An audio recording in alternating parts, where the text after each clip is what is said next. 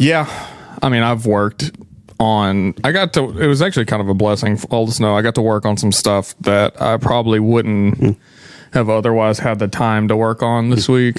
But my main like core of what I do week to week is call like 5,000 people from the church. And that wasn't really necessary this week. Connections, Pastor, man. Can't connect. It's too much snow. Too much snow and ice. Yeah. It's all trapped in. People don't want to send in connect cards online, I guess, because ain't nobody do it. Nope, not one? Yeah, there was like 10. No, okay. We averaged like 200 and some on a Sunday. On a normal service, yeah. And we had like 10. So what we do all week, we didn't really do, but we worked on a bunch of point man stuff. I did see on the online service had like 2K views, though. Did you see that? I mean, there was like 400 or 500 people live. That was nuts. Watching. That's Which is awesome. Yeah. Yeah. Which that's probably representative of. Yeah. I mean, it's actually less than representative of the church, but I mean, you got to think both campuses are watching the same stream too. That's true. Cabot as well. Yeah. So you're looking at one campus is almost 2,000, about 2,000 people, and the other's 1,400. Yeah, that was nuts. Everybody was like, "Well, I can't come to church, so I might as well watch it online." And they did. It turned out. Yeah, so it's great. Yeah, it was cool. It was cool that many people online at one time watching it. But we are ready to be back live 100% for church. Yep. We had a Bible study Tuesday night, like always, and I put it out a link that we could do it online. And I had one of my guys call me and was like, "Hey, I look at a computer all day for my job. Is it still an option to come to your house?" I was like, "Yeah, just come on." So we had like three guys here live, and then everybody else online because people were they wanted to be physically there and with people. Yeah, it kind of gives you like a little PTSD of like COVID a little bit. Like people have that like, I can't get out of the house. I'm stuck in the house. They kind of have like people are like itching like, I'm not going through that again. Yeah. I was like, I'm not getting trapped again. I'm getting out of here. I'm not making light of PTSD, but I legitimately Monday. We got out a day too early for our car's capabilities. And we went and drove around for a minute. And on the way back into my neighborhood, I physically felt like ill. I was like, I do not want to go in my house. Like, I'm so sick of being in my house. And it's now Thursday. And today's really the first day that you could just go out and just be out and not have any issues. And it's just been... I don't do good inside the house. Yeah. So yeah, you guys are probably ready just as much as we are to get the heck out of the house. I'm sure you're watching this. You're like, man, finally free now. Let's do it. Hopefully by the time this comes out, you've been out for a day or two, been to church on Sunday and done all those things. Amen. Yeah. Hey, before we get into the show though, I do want to point out Point Man is almost here. February the 25th is the start of Point Man. We are now under 1 month away from being back together, the first semester of the new year. So if you've never been before this, you've seen the pod or you've followed us on social media or whatever it may be, and you've never been to a live semester, you better show up February the 25th. If you're in Sherwood, we'll be at the Greens at North Hills golf course here in town. And if you're in Cabot, you'll be at the Cabot Community Place. But make sure you're there live and in person on the 25th. We'll have 4 weeks together there, and then we've got a whole bunch of cool stuff coming. We've got online stuff coming. We've got physical classes and groups you can be a part of, and some other cool stuff that we'll unveil as it gets a little closer to it. But there's so much cool stuff happening in Point Man. So if you're not involved yet, now's the time. What if you're sitting there and listening to this podcast, you're like, Zach, how do I get involved in Point Man if I want to serve? How would you go about doing that? Yeah, if you want to be actually a part of what we're doing, I'm trying to reach more men with the gospel and to help them be the men that God desires for them to be. If that's on your heart and that's a passion that you have, February the 11th at 6:30 p.m. At both campuses, we will be having our pre-semester gathering, is what we call it. We don't call it training because it's not really training. We're getting together and we're going to refresh ourselves on why we do what we do and why it's important. And you'll get an opportunity to meet the lead team and all the leaders of the ministry and get plugged in with them if you do want to be a part of what we got going on in Point Man. So February the 11th. You have to sign up or you just show up? Just show up. Okay. I don't care. Come on out. Come in the lobby and we'll find you and we'll get you plugged in. 100%. There's no...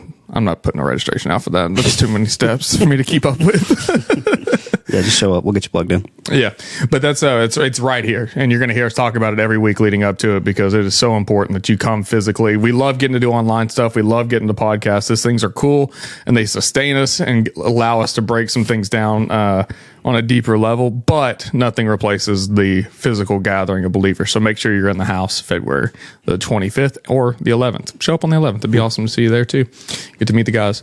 But on today's show, we have got 4 topics today. 4 topics. Yeah, well, it's kind of like 2, but the second topic is broken down in 3 different sections. So I got you. Yeah. So we're going to be breaking down best wins and fails in beach time. Yes, I got trips. Yeah, I got a story or two. Maybe you got a story or two that you've been to the beach, the best things or worst things that happened to you at the beach. So we've been through a ton of snow and ice.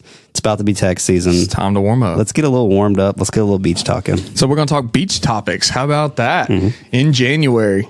You've heard of Christmas in July. How about beach vacations in January? Yeah, I got mine coming up in June, so I think it's maybe just a little excitement for me coming up. Trying to get a little plan. About it. Oh yeah, 100%. We already got the Airbnb book ready to roll. Yeah. What else we got? We're also going to talk about, does leadership have a deadline? Is there a deadline on your leadership and leadership in general? I'm interested to hear your thoughts on that. We're also going to talk about what's my shadow phase. Yeah. Sounds like somebody's been watching some Star Trek or something today. What's my shadow phase? Shadow phase. And we're going to wrap it up today. I said them backwards. That's my bad. No, you're good. We're going to wrap it up with who's your Moses and who's your Joshua. This is going to be a fun conversation. But we're going to start today with beach wins and beach fails. Yep. What is your biggest beach win? So when you think about the beach, I feel like most of the time my memory goes back to when I had the most pain at the beach, because this is one that stands out the most. Me and JC had just moved to Biloxi. If you didn't know, it's in Mississippi. It's at the very southern border of Mississippi, right on the beach. But if you drive about an hour and a half to the east, you end up in Pensacola. And so we did a lot of hour-and-a-half day trips out to Pensacola, going to the beach because it's a beautiful beach, and it's not too bad of a drive. And one day, me and Daisy were out there on the beach. It's just me and her, and we didn't bring a ton of lotion with us, sun lotion. Some sun lotion. Lotion, yes. And we were out there, and we just kind of did like a little, just a little, it wasn't the actual like lube it up and slap it on like the real good sunscreen. Yeah. It was just the spray one. And I feel like that's the first mistake. Us being from Arkansas, we don't go to the beach a ton. So we were like, we'll just spray it on. It'd be fine. Lake bodies, not really beach bodies out there. But we sprayed it on, and it was probably the worst sunburn I have ever received. We had this like an S mark on JC's back where I like just barely did S. So there was like a perfect S, but the rest of her were just scorched. And we came back. I think I had like whatever 3rd degree burn, whatever the worst kind of burn there was when we went down there. It was a great day, fantastic day. But yeah, the next day at work, it was absolutely brutal. If you haven't never heard of a term, this might be the first time you've ever heard of it, but it's called the Hell's Itch. You ever heard of this before? No. Sounds like a weird disease, but it's actually when you get so sunburnt that you have an allergic reaction to the sunburn. So your body literally thinks it's like there's something wrong. I need to like get it out of me, but your sunburn is so bad that you have like an allergic reaction. I was at work and I was like, I got to go home. My skin is just burned up. So I went home and I tried to put some aloe vera on my skin. But if you ever had Hell's Itch and you've never heard of it before, do not put aloe vera on your skin because it makes it feel like someone's throwing like a vat of acid on your back. Wow. It is brutal. I've actually had people like actually kill themselves because it is so bad and they can't figure out what the relief is. How long does it last? It lasted for probably, it depends on, it lasts like a whole day. It lasts a full day. Your body's trying to like get rid of it. But essentially, if you don't, I had to like look up, like Google it because I was just on the floor like writhing around in pain. But if you take a hot shower, it actually will give you some like immediate relief. Weirdly enough. So the stuff that heals the burn doesn't help, and the stuff that would kill you helps. 100%. You put aloe vera on it, dude. It feels like they say the term is actually like feels like fire ants all over you, and then it feels like someone throwing acid on you is what it felt like. I was like, oh my! I could not even think because I was in so much pain. Hot shower, great, and then also it's because it's an allergic reaction. Just get some Benadryl, then it'll actually make it go away. That is fascinating. I've never had that. And this wasn't at the beach, but it's a sunburn story. I was doing Warrior Dash in Oklahoma one time, and we had driven up that morning. We're going to do the race and drive back because we were broke and had no money for a hotel or anything.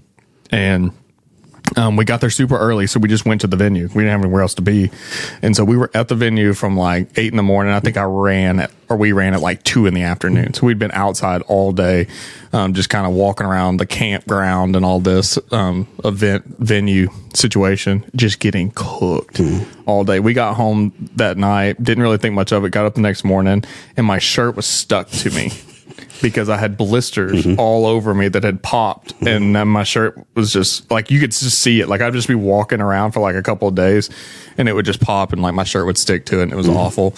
But beach fail story, unrelated to sunburns. But when I was a kid, my mom, and after my mom and dad got divorced, my mom and one of her friends took me and my brother and her son and her 2 sons who were our same age.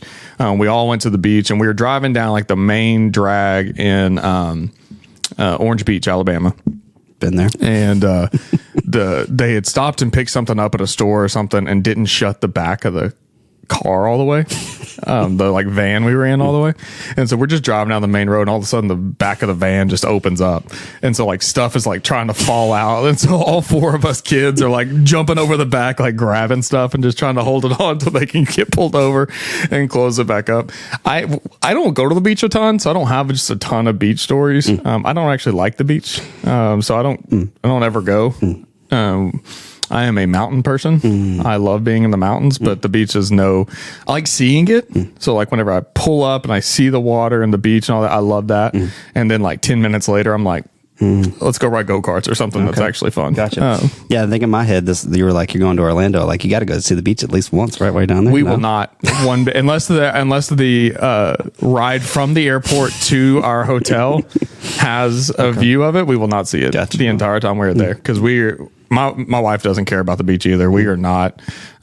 We go to Florida less than we go to Colorado, and that's really weird for someone in Arkansas. Yeah, the bit of a hour, like 10-hour difference there between Florida and versus Colorado. I go to Colorado once, if not twice a year. I go to Florida once, if not twice a decade. All right, so now we're going to change this to Mountain Day Draft. Yeah, I know. I'm just not a beach person. I've been a few times in my life, but it's not my thing at all. And of course, in the mountains, it's all hiking or first draft skiing pick. Or anything. Hiking, bam, already won it. Yeah, it's over. It's game over. I've seen some crazy cool stuff out hiking. Had a deer try to run me off the trail. We saw a moose bathing. That was kind of cool.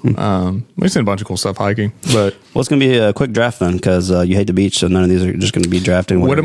Beach day draft. I missed this part of the free. I was just going to be 3 and 3. You do 3 back and forth. We'll compare our list at the end and have people vote on who's the winners. I'm taking, with my first pick here, I'm taking snorkel and explore marine life. I actually really do love to do that. Yeah, so that was my number 1 for sure as well. You could have it because you drafted him first, but great first pick. Yeah, it's a the top most first rounder. Because like if you go to the beach and you don't have a snorkel set, it could be very boring. Could be, especially if you're like just sitting there in the sun and all that, and you're just like, I don't really like this. But that's a great one. My first round pick, I was gonna do the kind of like beach games, like playing volleyball or like frisbee or whatever, paddleball out there. I feel like that's number 1. My problem with that is it doesn't sustain me long term. Like it's fun to me for like. But if you get a couple people out there and you're playing like the volleyball out there, it's a good time. I like playing beach volleyball. And you go take a dip in the water to cool down. Yeah, we used to, when I was in college, we played beach volleyball every day. Yeah, good times. Over by the school, but it's something about being on the beach in the sun. Like I'm out. Your number 2 is never going to be drafted off this board for me. Sunbathe and relax on the sand. You might as well just drive a stake through my eye. Can you write names up on this, or is that not? Yeah, I can do okay. That. Yeah, I just want to keep up with who picked what, and then at the end of this, I'm going to vote on who is the best. Who's the best draft? We're just going to do 3 each. Okay. Yeah, 3 each. All right. So you get number 2. It's my pick, right? Or are we snaking this thing? I guess it should be a snake then. So you got number 1 pick. Yeah, you got the best one. You pick again. So I got the next one here. So it's got to be. So it's the actual vote is swim or float in the water, but I really like to do like the ride the waves, like body surf or get the little boogie board. When there's great waves, it makes the beach day much better, I feel like. Yeah, I can get down with that. That's so fun. The skim boards are really fun too. Skimboard, anytime, sort of like riding the waves or just having a nice, like the storms rolling in. There's like some big 4-foot waves out there can knock you down. Good times at the beach. So I'm going to say, swim or float in the water. I'm going to go rogue here. I'm going to pick a new one. Yeah, I think and the sand crabs that you go hunt at night. That is a good time. That's it. Sun's not out. I'm not dying. I don't know how I forgot about putting that one because that is a blast. Is that sand crab hunting? Is that what it is? Yeah. I actually really do enjoy doing that. That's fun. Now, again, not doing it for very long, but yeah, JC was talking about how her favorite one wasn't on the list. We're building this together today, but she was like, her favorite is like getting sunburnt and then going out to like a nice restaurant, eating some like shrimp, being like a little sunburn at the beach or at the like a beachfront restaurant. That's a really niche. Yeah. So that was her. So like she would have added that one in, but I was like, I mean, just going to a restaurant. That's not really I guess you could say it's a beach thing because you're going to like a nice seafood restaurant. Okay, so you're Sab. I think it's sand crab hunting. It's a good time. Like you get your flashlights out, kids are running around. It's nice and cool out. The beach is nice. Fun. Yeah, you can. It's too scared to get in the water. Don't get eaten by a shark. Yeah, not too bad. All right, what's your? It's me again. Yep. Final pick for me. I'm going build sand castles and sculptures. You got me. I'm good for about an hour long sandcastle build. You got to build a moat and let the waves come in and fill it up. Yeah, you try to like block the waves from getting your sandcastle. Oh yeah, 100%. Got to do that. Yep. So I think I'm going to win this going away. You got three solid ones for sure. If you don't know, what we have left on the board is sunbathe, which I don't really care for all that much. As you know, my sunburnt story there. Walking on the beach is good. Picnic, watching the sunrise. I'm going to go with, this is tough because I want to add one as well. I do enjoy like before the actual beach day, working out on the beach.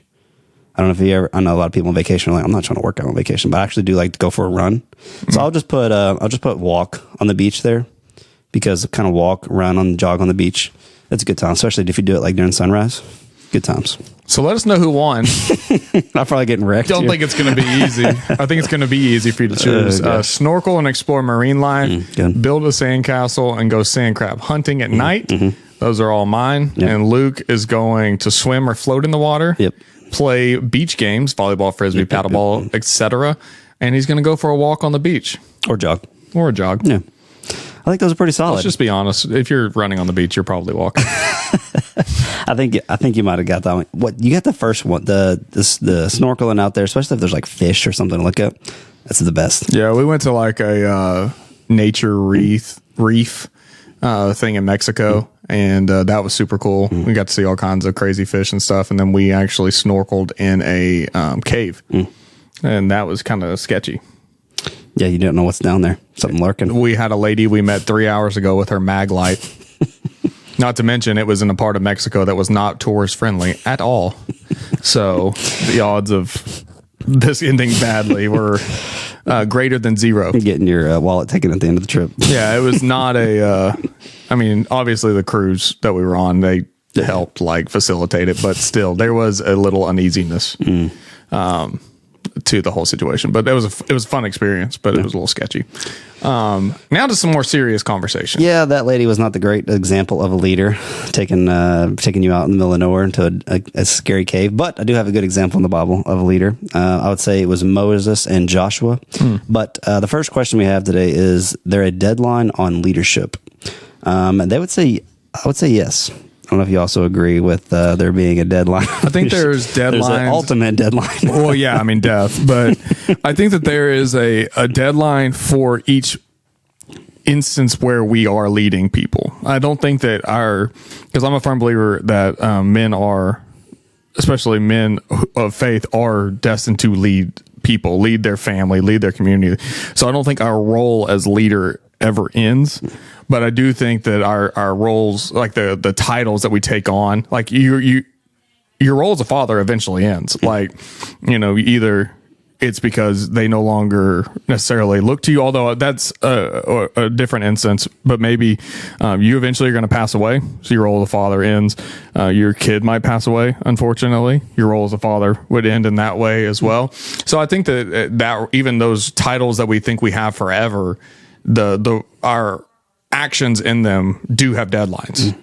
CEO, you run a company, you run a business, that company could go under, you could sell it, and you're no longer that sort of thing. Even if you lead a ministry, in ministry, that stuff changes all the time. You may be leading something one day and someone else is leading it the next, because maybe you've moved to a different role or a different stage in life, and so it doesn't fit you anymore.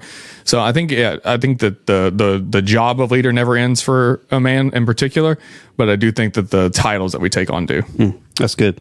Yeah, if you can't read, you need to definitely read the story of Moses and Joshua, and you realize like Moses can't lead these people forever. I mean, it's not possible for us. Our ultimate leader forever is Jesus and God. So, which Moses is even in his example.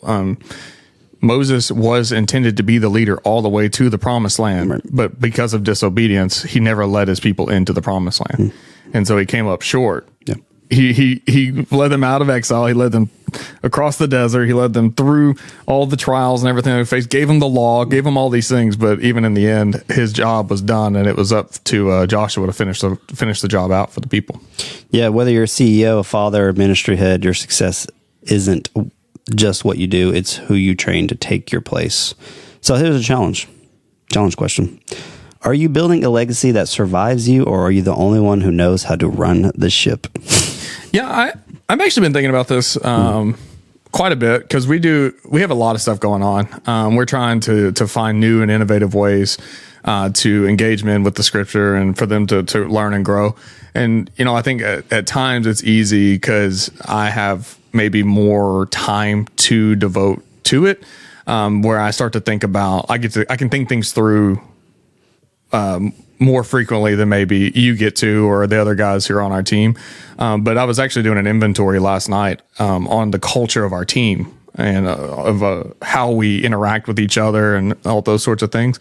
And one of the things I actually am pretty proud of is I feel like our team feels comfortable to share their opinions and share their thoughts. And I feel like I've seen growth from everybody on our team for the last, because we've been together. We've almost been together 2 years as a team. Now we've added a couple of people along the way. We started with 5, and I think we're at 7 now that are kind of on our leadership team. 8 people on our leadership team now. But when we started, there was 3 of us, and we were making all the decisions. And I think just the product of us being able to invest in more people and double that number in a year and a half, to where I feel confident in the competence of the people on our team to go out and to continue to do the right things and to find new and creative ways. But that inventory was kind of eye-opening to me, because I lead a couple teams, and some of our teams I don't feel that way, and others I feel really strongly in that direction, that they are being brought up and to carry on. And I feel like if I was to not make it back, tomorrow, that someone on our team could step up and take on the job. Yeah, that's good.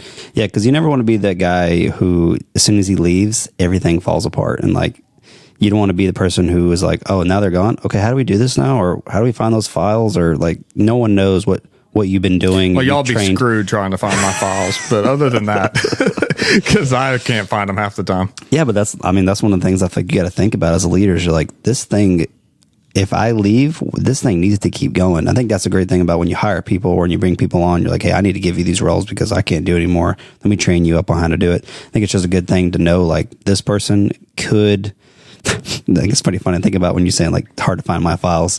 Jason's always like, I hope you never get in a bad wreck or you pass away, because I don't know how to pay any of the bills. I'm like, I need to write that down somewhere, and you'll be all right. Just get in she can get in my phone, so it should be okay. You can find all of the battle plan studies. Those are neatly filed away. But if you ever want to redo a series I wrote or something like that, good luck to you and yours finding that information, because I just recorded a whole class that'll be online soon, and nice. I had to rewrite the last one because I couldn't find the original. But you put it online so someone could get to it. Yeah, now you could get to it. You could, get a transcript and get pretty much the right idea from it. But I do think that I'm building a legacy that survives me. I see it in my kids too. I see them taking ownership for themselves. I think I'm a product of parents who were very much on not take care of yourself, but like be self-sustainable, be able to, step out, not be scared to try new things or difficult things. And I see my kids, kind of following along that. My kid moved out at 19, got his own apartment, got a job. And my next kid that's coming up now, he's a long ways from that. But whenever he reaches that, he's going to be out of this place too. So whether by choice or whether you train them up or not. So, well, they're getting trained their whole life here. But when they reach the end of that 18 year, yeah, I mean, you're just, this might be off topic, but you're like, don't helicopter your kids. Let them have some failures in their life. Let them learn from it. Give them some responsibilities. I know that's probably, my oldest kid is only 5 years old, but I don't know. I take it from, my dad did the same thing to me. He's like, you're at a restaurant, you're like, he needs to order his own food. Like, Dad, I'm in first grade. Order your own food if you can't figure it out. But my 4-year-old now, he orders his own food at restaurants. He knows what he wants, and now restaurants he goes to regularly. He can't read, so he's not reading the menu and making a decision. Yeah, but something like that is like, go up to the counter. Here's the money. Go pay for it. And you're like, you can't wait till they're 18 to tell them how to pay for their food. Like, let's train them up now where they can take your spot. In the context of the conversation, yes, yeah. Right, exactly, 100%. Yeah, and I mean, I think that's important. It only matters though if you're actually leading somebody or something. Kind of the second phase of this conversation is that shadow phase that we mentioned in the intro. Joshua fulfilled that in Moses. He was always there and nearby, learning and seeing the actions as they went through this lengthy stretch of time in the exodus of the Jewish people, the Jewish people. And so we see him kind of be this constant shadow, if you will, as they walk through that section of life. Yeah, no doubt. And you gotta find somebody who was like Moses, where he's leading the right way, and he's going to teach you the right things. So you kind of got to attach yourself to be someone's shadow who are like, I want to do what they're doing, and I want to be that type of leader one day. Follow that person, be with them where they go, help see how they make decisions or see how they failed, and they can learn from you. You can kind of be with them at the table when they're making decisions. Like, okay, well, that makes sense. And you learn from that person and kind of just be a sponge and soak up as much information you did, exactly how Joshua did with Moses as they were kind of leading the Israelites through the wilderness. I mean, think about this though. So you never actually reach a point where someone's not higher than you are in your entire, I don't care if you're the CEO of the largest company in the world, somebody else is better than you at something. So there is always a person out there who you can look to and learn from and grow from. I think what happens a lot of times for men is that instead of trying to grow and to follow someone else's leadership, what they try to do is they either make a relationship where that other person influences their shortcoming. Not that that's bad. I mean, there are times where I'm not very handy and my father-in-law is, and there's times he'll come fix things in the house. Now, if I was smart, I would do it with him and I would learn how to do it. But I honestly don't want to. I don't want to know how to do these things. He lives next door, so it's a benefit of the close proximity. But in that, but those are opportunities. It doesn't matter where you get in your life. There's always something. That's why CEOs read books and have conferences where they talk to other business leaders and things like that. Even if they're bigger than the other people, they're learning from, the knowledge that these people have accrued and brought together. I have a stack of books here, and one of the reasons some of them that are in the stack and on the shelf over there that I purchased them is because I recognize not the author or the topic, but I recognize the CEOs that were on the back who gave praise for the book and for what they learned from it. Anytime I go to the business book section for leadership books or like culture building or team building or any of those things, the first thing I look for is who read it and what they thought of it before I read the reviews from everybody who's read it. Because, I mean, any Joe Blow can write a review on something. Yeah. But if Mark Cuban read, 38 Laws of Mastery. I don't actually think he did. He might have, but he's not listed on the back of the book. But if he did, that's someone I'm like, okay, I recognize what he's accomplished. I recognize what he's done. His opinion matters, that this was a beneficial thing for him.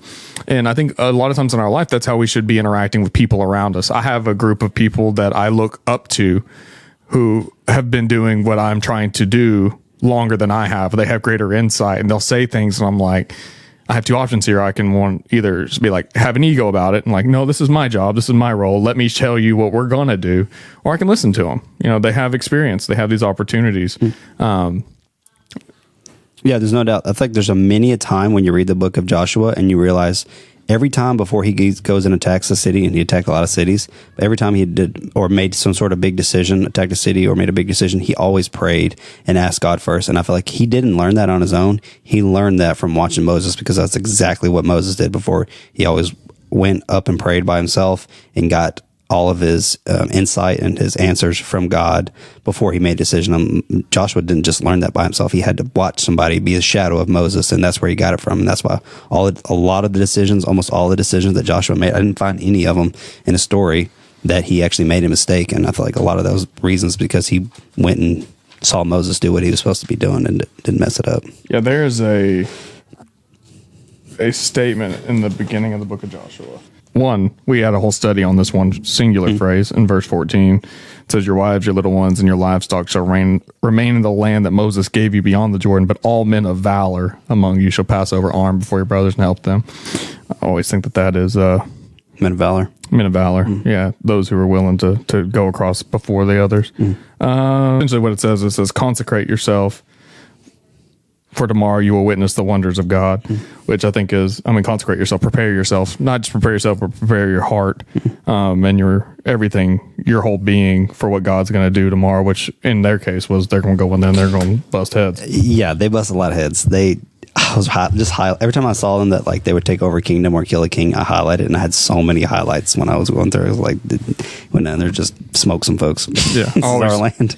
The Old Testament this has nothing to do with this study that we're doing today, but two times that the term wonders of God is used, especially in the ESV. I don't know what it says in your Bible.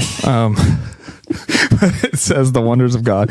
One is during the plagues in Egypt. They're considered the wonders of God. And two, when Joshua goes in to conquer the promised land, it's called the wonders of God. I don't know what that means or why it's important, but I just find it fascinating. These two kind of foul, in our minds, not in God's mind, but in our mind, kind of foul moments of interaction are considered wonders of God. I don't know, it's just interesting. That is good. One of the lessons I think I learned from him as well is he was a good field general and a special assistant long before he became the leader of the Israelites.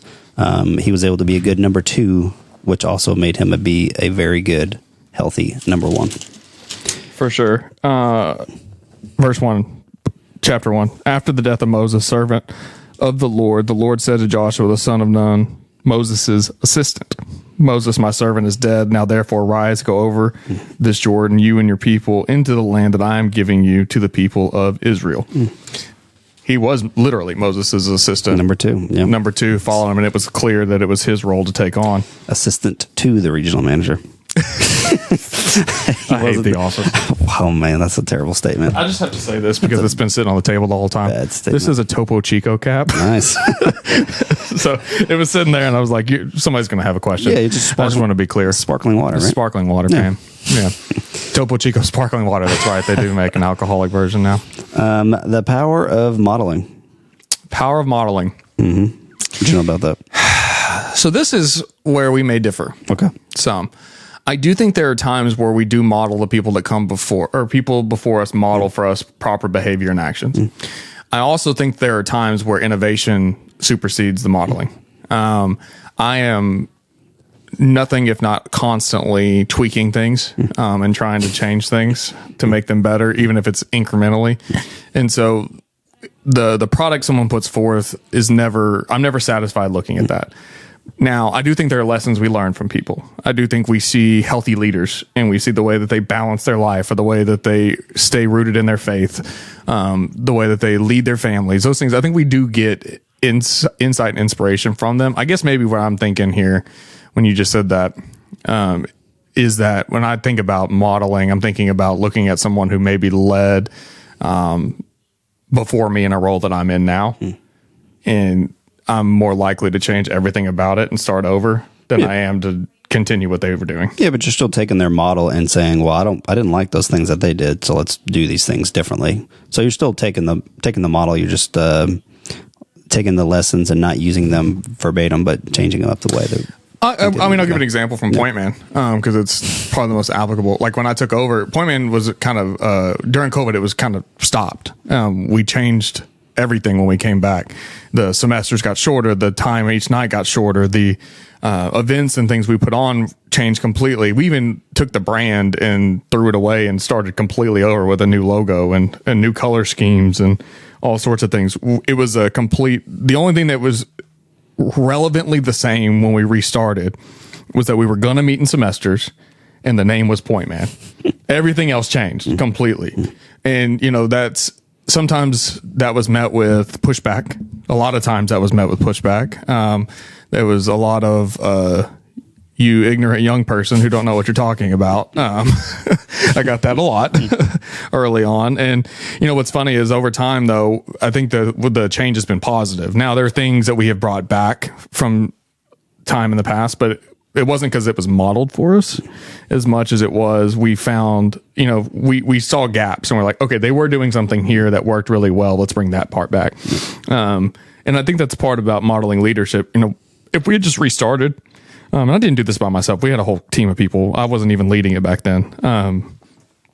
If we just restarted the way it was and just allowed the way the leaders led before to do it now, I don't think we would have been as successful in reaching the depth that we've been able to reach in the lives of the men who are invested as we were able to now. Yeah, 100% agree. I think the way that you set it up and the thing that make you changes, you had to make those changes because it wasn't going to work the way that you planned it or the way you had vision to do it. So I think that's not really more of the modeling type, but more of like you had a different vision for the way it could be done and the way you think it would have run better than the previous version of Point Man. Yeah, and men connecting with the Bible in general. You and I went through a season of frustration with certain things that we were not finding success in. And so you and I both, we read like some of the same books, some of the different books, and we did all this research on how to make these things work better. And what we came back with was answers that we'd already tried. Yeah. And so the model that was already there didn't actually work for us because we'd literally done exactly the model. But what happened is our group of people was so different from the norm, 10 years ago when these books were written or when these, key ideas were thought out. I remember one time we were talking about having food at an event and I was like, nobody cares about the food. And everybody was like, you're crazy. You can't have a men's event without food. People went online and were trying to I'll buy your food if you just come and have some food and blah, blah, blah, blah. Nobody ate the dang food. Ain't nobody eat that food. And I'm not right all the time. I'm wrong a lot, but I was right that time because we'd already tried it. So sometimes the model just doesn't work. Yeah. And part of being a leader is seeing the parts that do work and then also recognizing hey, that's a failure. You got to change the way you approach that or change the way you do this. Some things just die, some trends die. Some things that worked with a certain demographic of people no longer works with a new demographic of people. So I think modeling, as far as just broad scope of leadership, I think it's important for us to look for the good things in the people that we admire, but also be willing to try something new and to be, our own leader. Yeah. So do you don't have to say if you actually do have one, but just if you're out there, do you have a Moses? Do you have somebody you're looking up to, somebody you're shadowing, somebody you're following to be able to get examples or get good ideas or see that they're asking God before they go and do anything, and then you're going to model that in your future? So do you have a Moses and a Joshua? Do you have a Moses? Me? Yeah, I think I have a few. Yeah, I have a couple. I think you'd be got an example for me as well. My dad is a big Moses for me right now, and then Pastor Scott as well. Three guys I look up to a lot and take a lot of examples from. And it's a lot of stuff from my dad. Like you said, I take it, and he is such a biblical knowledge guy, but his application is not always there. So I think there's ways that I would tweak it, make it different. But yeah, definitely not forcefully shadowed because I had to grow up in this house. So that is one of the guys who I definitely look up to. And there's definitely some other men in Point Man as well. I think that's one of the great things about Point Man as well is there's guys that you're going to just be a shadow of because you come to Point Man and you're physically around them and you can just learn from them. So I think that's one of the amazing things about Point Man is there's a lot of Moseses out there that you can come and shadow. be a Joshua too. Yeah, I've got a community group, and I'm very protective of my community group because I love those guys. But it's super like diverse of age. Like at times I'm the youngest person in the room. At times I'm about halfway in the pack. It really depends on the week and what we're going over and those sorts of things. But one of the things I've loved, because we've been meeting together for almost a year and a half now, every single Tuesday night, for a year and a half. And I've learned so much from the life experience of the people in the group. I'm teaching the Bible most of the time in there. Now they're offering, they're studying too, and they study hard and they study a lot, but I'm the one teaching the Bible, but they're teaching me things all the time in our discussion and just our time hanging out at the end or before or whatever. I'm constantly learning from them. So I would say if I had to pick a particular person in there, I wouldn't say that because I learned different things from different people. But when I look at my life, my grandfather is somebody that I learned work ethic, willingness to do hard things, have courage to do crazy stuff sometimes. I would look at Pastor Scott. I think he's an incredible leader of people, yep. And someone that I respect very highly. Yep. And then Pastor Eddie is, if I had a direct mentor in my day-to-day life, he would 100% be that guy. Yeah, so that's awesome. I definitely have a good group around me, but I'll tell you what, y'all want Bible study group competition, I'm taking my guys all day, every day. So you're talking about the when we start Point Man back up and we do the Bible quiz, your team's on it. No, Pastor Eddie's in my Bible study, so good luck to you and yours. Yeah, you ain't winning the prizes this week, so it's already over. If we did it like that, I'm pretty confident we would win. Not to mention we got a bunch of sharp guys in that group, man. It's not your typical surface level conversations usually. Yeah. I have entire books on the history of civilizations that we've used to break down stuff in there. So, it's a lot of work, but it's a lot of fun too. Do you have a Joshua? Joshua, yes. I believe I have a few. So there's a couple of guys who come into my community group that I feel like I try to mentor. A lot as well as guys who are in Point Man that I try to be a mentor to, and then a couple guys. I feel like there's a few guys at work as well where I try to be more of a Christian example for them. They'll come to me when they're having like any sort of biblical question that they're going through. So I believe I do. I probably have more than probably would people come up and ask me. They'll actually say that, hey, so you're somebody I look up to. So there's probably more that you actually have as well, but that you don't really even realize that you Are you intentional in with specific people? Oh, yeah, 100%. So I have a cousin who is stationed overseas right now, and he'll call me probably once a week. And we have the relationship is just literally him asking me questions and me just giving him advice. It seems like every time he calls, it's always like, hey, how you doing? Okay, I got these questions. Yeah. I got these biblical questions or life questions or family questions. He's a newly married guy. He's always asking me about, I've been married for 10 years now. I know it's not like some guys out there have been married for a million years, but it's like, it's a long time. I've been married. Yeah. Almost 11. 11. Yeah. It's a good jaunt there of time, but it's the relationship we have with him is just always pouring into him. And I have that a couple different guys as well, but he's like the most points out to me is like every time he calls, it's just me just trying to help him out or just pointing him to certain verses in the Bible or experiences I've had because he's also a young guy in the military as well. So kind of giving him military advice, life advice, Bible advice, stuff that I've like, dude, I've seen this, I've known this before. Trust me, this is what you want to do. Trust me, you do not want to go down this path because it's not going to end well. I've tried it, I've failed it, learned from my mistakes. So I feel like you got to have those type of guys and be able to pour your information into. Yeah. So, yeah. I don't know that I necessarily have the one, like the guy who I spend a lot of time pouring into. Not because I don't want to. I would if somebody desired that. But I think a lot of times I try to surround myself with people who push me more than me helping push other people. I think you pour into me a lot, man. Well, unintentionally, sure. I think I do, but I don't ever seek out, like I don't look around and be like, who can I mentor today? Yeah. Like I don't know. To me, that seems like an odd, through my role as leading, in this ministry and through other things, I do think there are opportunities where I do get to speak life into people and to share insights in them. but it's not something that I desire necessarily to seek out. Our team, I keep going back to this, but our group of guys that lead this ministry as a whole, I think we each have things that we pour into each other. Yep. I think we have guys who have a strong biblical knowledge and they pour into the conversation whenever it's about a Bible topic. We have strong business leaders in there who run companies and organizations for a long time, and they pour in when we're talking about organizational things. Financial people who can help us navigate how to better, pull something off when it comes to a financial thing. But I think we each pour into each other in different ways, but I don't necessarily look at that as an opportunity where I'm like, oh, who's the number two? Like, I don't. Yeah, no, I think that makes a lot of sense. Is like you just have a group of guys who are all sharing each section that they're good in. I think that's a great example. Which we've talked about this in the past. That's how your personal board of directors. Yep. I would look around that room and I'd say, with addition of a couple of people, I would say that's my personal board of directors. Like if I have a question about this, I'm going to them first, and then I'm going to go, over here.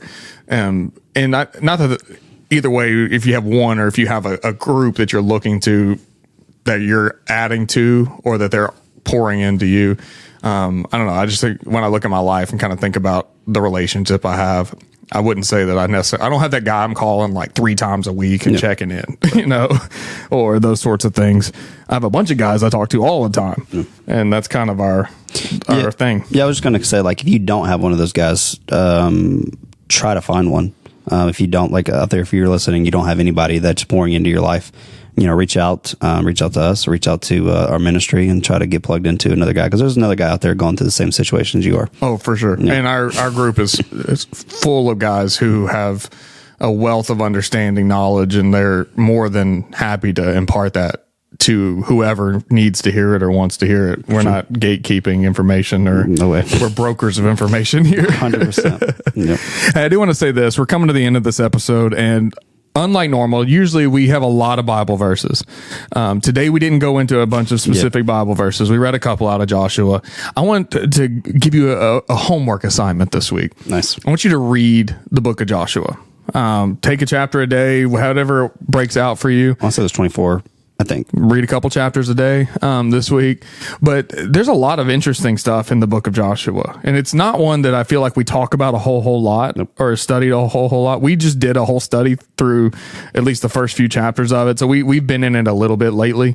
But get into that, read that for yourself. We are never wanting to share something apart from the truth of God's word. We're giving our conversation of experience and where we're currently at, but nothing is a replacement for the Bible and for the scripture. So 100%. Make sure this week that you're studying something, and I'm going to give you a challenge to study the book of Joshua, especially as a man. I think that there's some interesting insights and notes for how to be a mentor, how to be a follower of God and his commandments for your life, and how to do those responsibly. Yeah, it's 24 of them, so you can get it done before Appoint Man starts. How about that? We're not going to talk about it at Appoint Man probably, but but it's just good. But it is good, and I'm sure that we will revisit it in the future as we have battle plan studies and things of that nature, because there's so much in it for us to dive into and go through. But I did want to say that because we never want to pull you away from reading the Bible. That is never our intention. And this week, the conversation just lent itself to a different direction. Yeah, we learned the episode that we had Dad a few times back that if we give you a Bible verse and we mess it up and you take that, it can have some dire consequences. So read it for yourself. Don't just come off exactly what we say, because we might mess it up. But to build on that, we're also going to continue to go back to reading the Bible on here a lot. Yes, 100%. It was just an oversight on my part in the planning today. But hey, I just want to tell you again, we would so love to have you come join us for a live Point Man semester. Make sure you follow us on Facebook, that.church, point, POINT, hit that space bar, and then type in man. We brought it back. We go ahead and go over there, that.church, point, space bar, man, and see everything we got coming up, because we're going to have some announcements. There's some really cool stuff in the next couple of weeks, and the only way you're probably going to see it or hear about it is if you follow us on Facebook. So make sure you head over there, or you can listen to this and we'll throw some links in the bio or something whenever those things get released. But if you want info on semesters or anything, that's where you find it. Until next time, I'm Zach. I'm Luke. We'll see you then. See you.